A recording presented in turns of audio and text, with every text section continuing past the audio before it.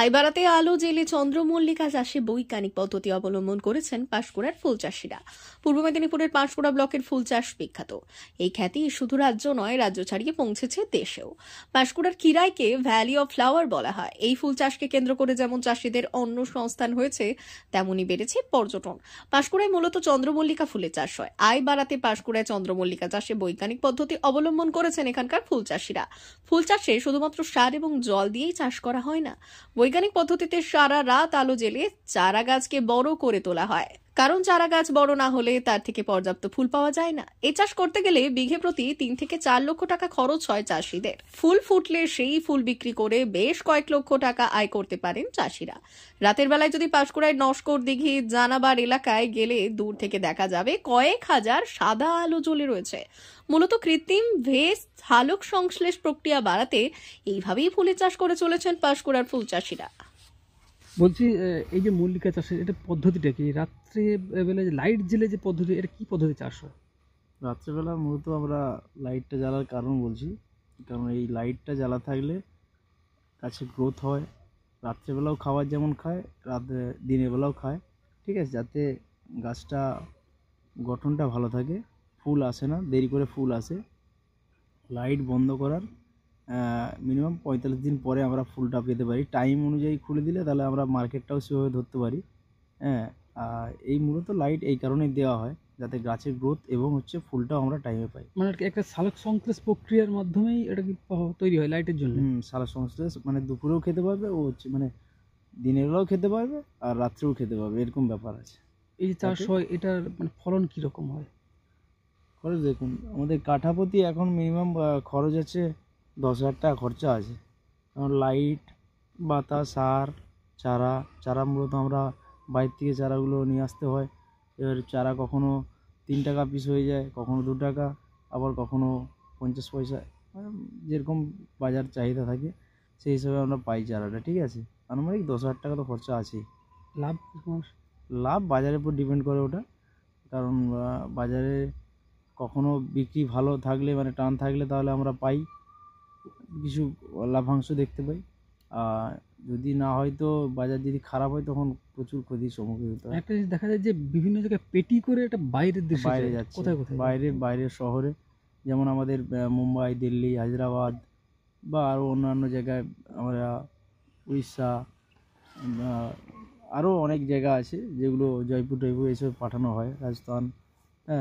এগুলো আমরা পার্সেল করে এখান থেকে, বাড়ি থেকেই পাইকাররা বাড়ির মধ্যেই আসে, এখান থেকে ওরা কেটে পেটি করে নিয়ে চলে যায়। এই যে চন্দ্রমল্লিকা, এই চন্দ্রমল্লিকাটা কত প্রকারের আছে?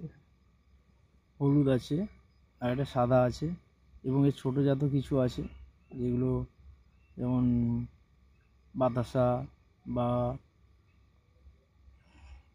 আরও আছে যেমন ওটা বিভিন্ন প্রকৃতির বিভিন্ন কালারিং। বলছি, লাইট না জ্বাললে কি ফলন, মানে ফুল ফুটতে দেরি হয়? জ্বাললে কি হয়, লাইটটা জ্বাললে গাছের গ্রোথটা থাকে ভালো, গাছটায় ফুল মানে ছোট অবস্থায় ফুলটা আসবে না, তাহলে গাছটা একটা মেজারমেন্ট ডালও পাবো আমরা, ফুলটাও ভালো আকারের পাবো, বড় আকারের, ঠিক আছে। আর লাইটটা যদি না হয় তাহলে ছোট অবস্থায় ফুল হয়ে যাবে, তাতে গাছের ডালও হবে না এবং ছোট অবস্থায় ফুলটা হয়ে যাবে।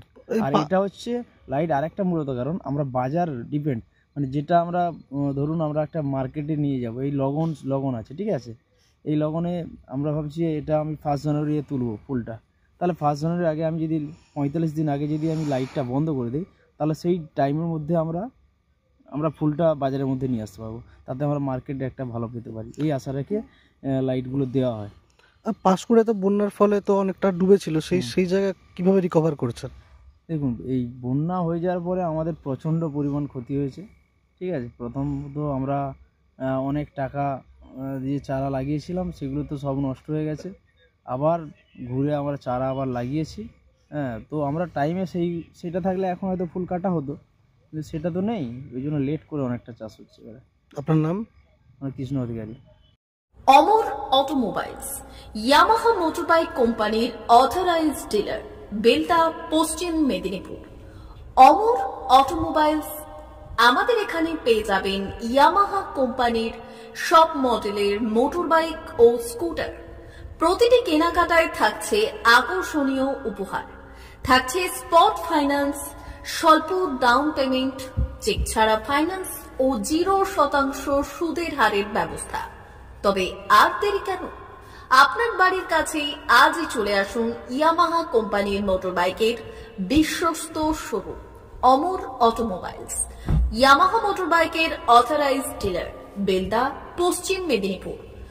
যোগাযোগের নম্বর 9547232150 অথবা 6296512188।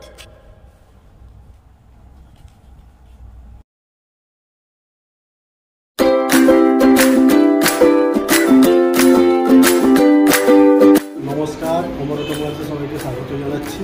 আমাদের কাছে ইয়ামাহা কোম্পানির প্রত্যেকটা বাইক এবং স্কুটার অ্যাভেলেবেল রয়েছে। আপনার R15V3, R15V4, MT15, FZX, FZS এবং স্কুটার, RZR, ফেসিনো সবই অ্যাভেলেবেল রয়েছে। আপনারা একবার ভিজিট করুন।